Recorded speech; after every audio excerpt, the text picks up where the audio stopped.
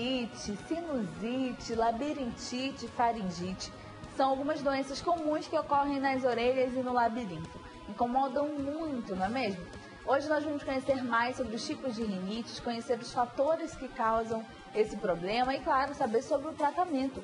O Dr. João Bosco está aqui conosco, vai conversar com a gente a respeito desse assunto, ele que é otorrinolaringologista.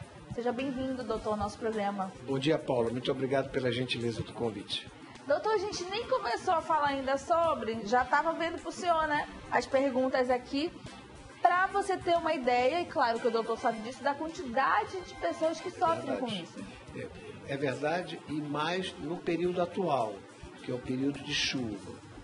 Na realidade, a chuva traz umidade e as casas recebem pouco sol, não todas, mas algumas. Nós vivemos na Amazônia, mas gostaríamos de viver como se fosse na Suíça. Então se tranca dentro da casa, 12, 13 graus, sai está 40. É verdade. E aí esse choque térmico, além do fato da possibilidade de ter um quarto, uma casa úmida, com fungo, isso é um dos fatores que interfere decididamente para essas doenças respiratórias altas. Esse é um dos fatores. Sim, e sim. Aquela gripe mal curada que a gente chama, nossa avó fala, essa menina está com gripe mal curada e tudo isso pode ocasionar também? Na realidade, os processos eles são dinâmicos, né? Eles vêm e vão. O que se chama de gripe mal curada é um resíduo da infecção a vírus. Resíduo. Contudo, é necessário que nós saibamos que, felizmente, o nosso corpo tem uma certa defesa para os vírus. Por outro lado, essas infecções alérgicas a diferentes fatores, elas podem evoluir para infecção. Aí é que nós vamos ter a rinite e a sinusite. Algumas vezes, na realidade, são rinites alérgicas, não infecciosas. Doutor, rinite, sinusite, faringite, elas diferem, mas elas estão interligadas de alguma forma? Sim, elas estão interligadas. A nossa face ela é oca, por isso se chama seio. O seio maxilar, o seio frontal, e esses seios são formados por uma mucosa específica, uma mucosa respiratória. A sinusite é a inflamação do forro da cavidade. Como a rinite, o que é a rinite? É a inflamação da mucosa que recobre a fossa nasal. Então, na realidade, são inflamações das cavidades. Entendi. A gente vai começar já fazendo as perguntas, que são muitas, por sinal. Maria Clara Bezerra, ela fala o seguinte, doutor: tenho amígdalas grandes. É motivo de cirurgia? Não, absolutamente. A amígdala pode estar grande, mas não está doente. Algumas vezes nós temos amígdalas pequenas e estão doentes. A amígdala grande, sob hipótese nenhuma, é em si mesmo uma indicação de cirurgia. Em si mesmo. Algumas vezes, a amígdala grande se associa ao aumento da adenoide, quando é em criança, provocando algumas alterações respiratórias durante o sono, provocando o ronco. É possível, na maior parte dos casos, tratar clinicamente sem cirurgia. Ok. Ela, ainda a Maria Clara pergunta: o que são os pontos fétidos que se instalam nas amígdalas? É legal. Isso não é infecção, isso é o cásio, chama cásio. São restos amidalianos que vão para criptas amidalianas, restos de alimento e algumas bactérias. É necessário que se esclareça que o cásio na amígdala, salvo quando for em grande quantidade, ele emite um odor. Mas pequenos núcleos de cásio na amígdala, ele não dá mau hálito. Quando sai o cásio e a pessoa segura na língua, o que dá o mau hálito é quando você espreme ele. Aí ele sai o conteúdo caisiforme e dá esse gosto ruim, mas ele não dá mau hálito. Normalmente, tomando mais água, resolve. Isso ocorre quando a pessoa tem infecções repetidas da amígdala e ele acumula. Mas um bom remédio é a água. Evitar tomar antibiótico, anti-inflamatório, porque não resolve. A água é o melhor. não gargarejar com vinagre, com sal, com o sebo esses remédios amazônicos, porque não resolve. A copaíba, a andiroba, gargarejo não resolve. Vai ajudar a queimar mais a boca. Ai, doutor, e falando ainda sobre amígdalas, por que dá amidalite? Eu quero mandar um beijo, inclusive, para minha amiga Ana Cláudia. De vez em quando ela tá com negócio de amidalite, não consegue cantar. Precisa saber se é amidalite mesmo. A amidalite em si mesmo não determina a rouquidão. A amidalite é uma inflamação em duas estruturas no orofaringe, paralelas. O tecido da amígdala, ele não é uniforme. Ele é formado de criptas e ele é um tecido linfóide e é suscetível, em alguns doentes, um pouco mais suscetíveis a infecções. Temos vários tipos de amidalite. A amidalite bacteriana é a mais comum. Vem com febre, com dor.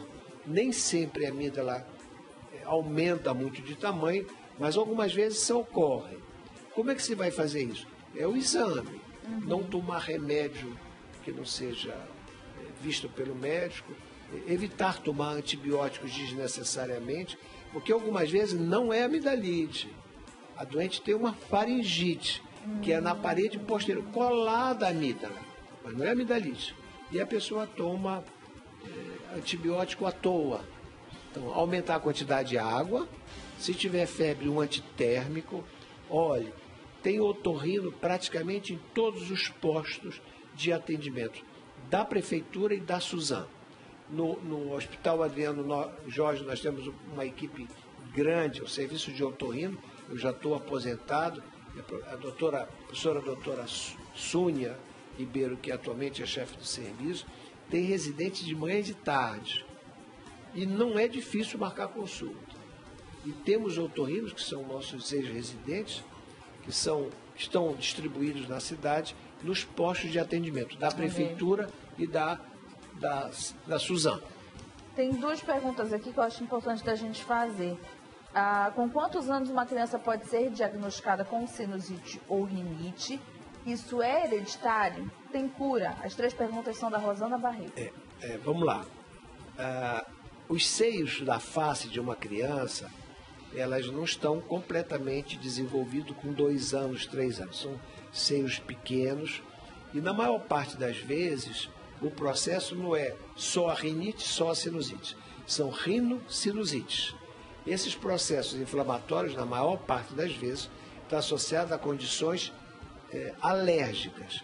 Por isso é extremamente importante que as pessoas abram as janelas, deixem a casa arejar, entrar o sol de uma vez ou 10 em 10 dias, ou 15 em 15 dias, levar o colchão para o sol, bater, tirar poeira, ver se o travesseiro tem muito fungo, se tem cheiro de fungo.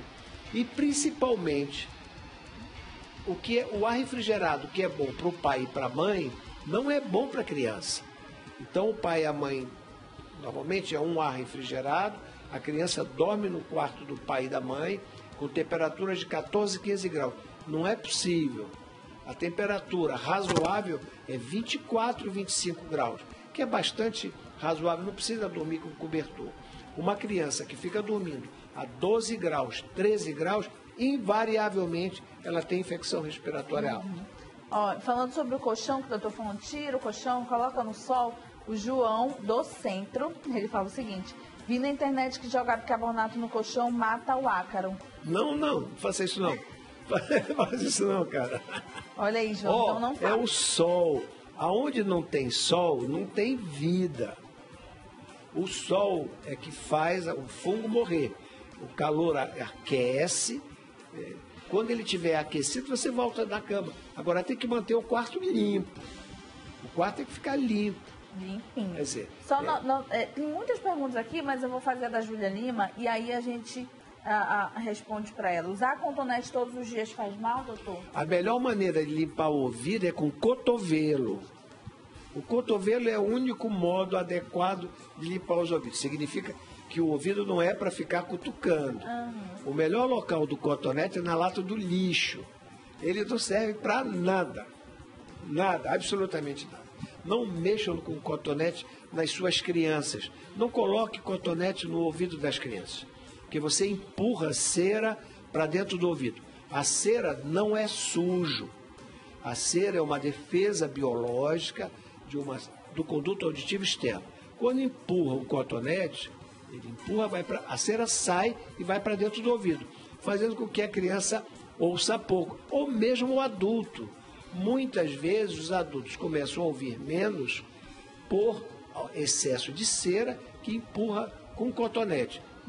Eu repito, não esqueçam disso. A melhor maneira de limpar os ouvidos é com cotovelo.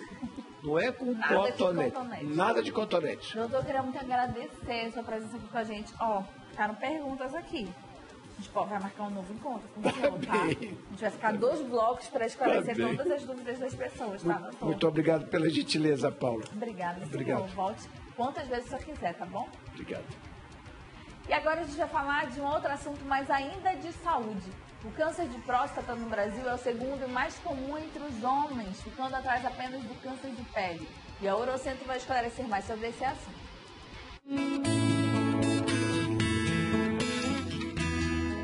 O câncer de próstata é uma doença importante. Ele acomete homens após aos 40 anos e muitas vezes leva homens importantes da sociedade a ficarem afastados devido a uma doença que é insidiosa. É aquela doença que não tem sintomas iniciais e quando se manifesta e apresenta sangramento na urina, problemas de potência, geralmente é uma doença avançada e que a possibilidade de cura já é bem menor. Então procure seu urologista, faça seu exame de próstata, faça o PSA e discuta com ele as melhores formas de prevenir a doença e, se for diagnosticada, as melhores formas de tratamento. Hoje existem formas importantes de tratar o câncer de próstata, como a cirurgia robótica, a radioterapia, que hoje também evoluiu muito, e o papel dessa discussão com o urologista, muitas vezes não só tranquiliza o paciente, como também tranquiliza a sua família. Então, procure seu urologista após os 40 anos e faça a sua prevenção.